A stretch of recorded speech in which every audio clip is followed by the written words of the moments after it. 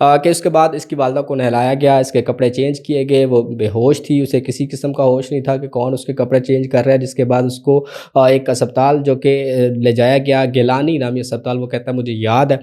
وہاں پر لے کر جایا گیا، ہمیں گھر پہ چھوڑ دیا گیا تھا، اور پھر جب تھوڑی دیر کے بعد واپس آئے انہوں نے جواب دے دیا تھا، انہوں نے یہ کہا کہ ان کو جو ہے وہ کسی اور اسپتال لے جائیں شیخ پورہ کے۔ وہاں پر جب گئے ایمرجنسی کے اندر، انہوں نے کہا کہ یہ جو ہے وہ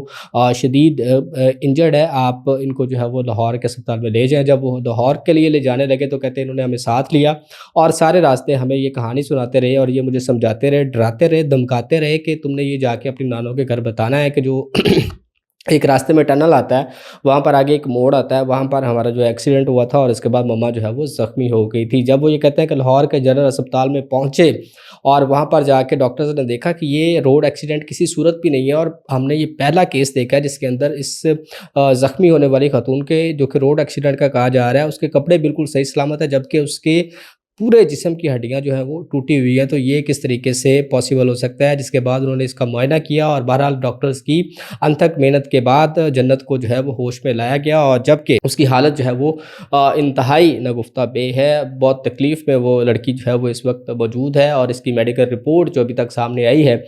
وہ میں آپ کے سامنے اگر رکھوں تو ڈاکٹرز کا یہ کہنا ہے کہ اس لڑکی کے ساتھ جو ہے وہ 3 سے 4 مختلف افراد کی جانب سے جسمانی زیادتی کا اس کو نشانہ بنایا گیا ہے، مبینہ طور پہ اس کے ساتھ زیادتی کی گئی ہے، اور اس کے جسم کی تمام ہڈیاں جو ہیں وہ ٹوٹی ہوئی ہیں، انتہائی بدترین تشدد کا نشانہ بنایا گیا ہے۔ رائٹ سائڈ اس کی جو ہے وہ پیرالائز ہو چکی ہے، وہ یعنی کہ فالج کا شکار ہو چکی ہے،